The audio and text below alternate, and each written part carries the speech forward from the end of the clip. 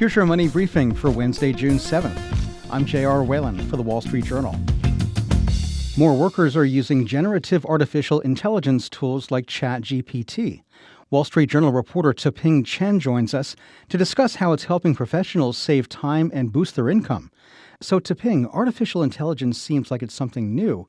But what are some examples where it's been in use for quite some time? There's lots of ways that artificial intelligence has been used to help with processes like customer service. So, for example, if you're calling, it's quite possible that the agent on the other end of the line has been working with AI-powered software that can help hear what's going on in a conversation, transcribe it, have that transcription be processed, and then offer feedback or suggestions to the agent in terms of what they should be saying to you. Then also for regular consumers, it's something that they would encounter on a perhaps daily basis with tools like Siri or Alexa. So how do they work, and are they easy to use?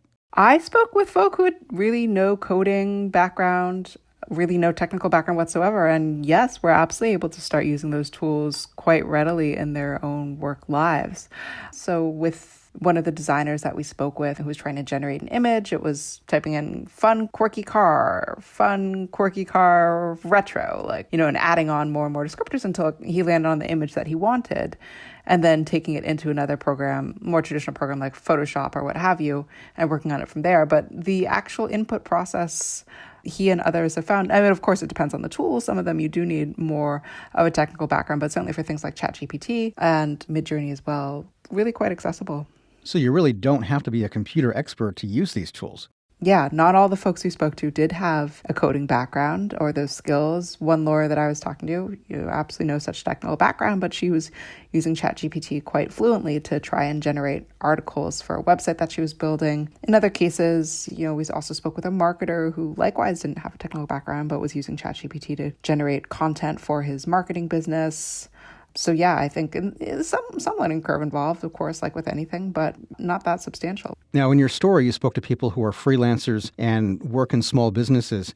How can artificial intelligence be used by people outside those fields, somebody maybe in a full-time job or who's not in a small business? Yeah, well, the tools are applicable to really any kind of work context, any sort of white-collar work context. It would just be a question, obviously, of what your company's regulations are. But for workers, there's a lot of different ways that they can be drawn on. I spoke to one who was using it to check kind of his work before going to meetings with clients. He would have his team, of course, prepare their remarks, and then he would also just check with ChatGPT to see what would be recommended. Say, I have a client meeting with so-and-so and we want to brief on XYZ. What should we say? And then he would compare the results and make sure that his team is covering its bases. I've also heard from workers who were using ChatGPT to write emails to colleagues, sometimes to spruce up emails to clients. Say you've got already an email written, but, write it in a more energetic tone or make it sound more exciting.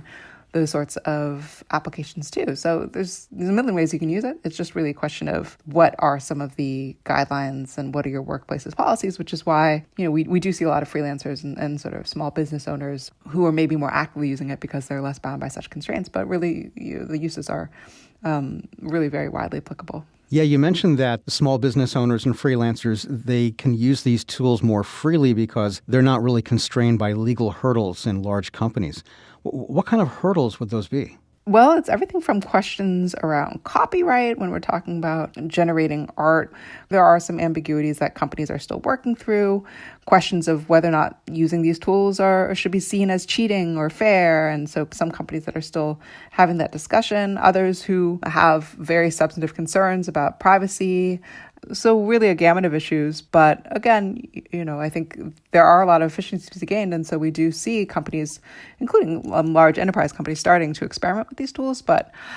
So we certainly do see companies, and especially smaller companies, experimenting with these tools. For enterprise customers and larger businesses, it's a much more complicated equation. You hear about AI chatbots making things up or hallucinations. What are some of the risks that go along with using tools like this? Well, I think for the moment, a lot of the folk that I spoke to for this piece really feel like they're getting an edge over some of their competitors with these tools, right? Because if you're generating pitch decks using some of these tools, saving time that way and able to come up with much more custom kinds of imagery or specific content that's really tailored to your clients in a fraction of the speed, that's all to the good. I think, though, as these tools become more widely adopted, there are questions, of course, about how clients are going to be viewing these sorts of tools. Not everyone that I spoke to was necessarily telling clients that they were using them. As their competitors also catch on, there's a question of, how long will these sorts of advantages hold? And I think fundamentally there's, sort of, as one user I was speaking with was saying, like, at some point, what's my ad value? And the concern of, well, we're using these tools, and in some ways it's just raising the bar on what I need to be doing too. So in a past generation, workers were concerned about being replaced by robots, and this person was concerned about being replaced by the AI tool. Well, he was, saying very helpful to him now, but of course there's anxieties about what this might look like in the future. That's Wall Street Journal reporter Te-Ping Chen. And that's your Money Briefing. I'm J.R. Whalen for the Wall Street Journal.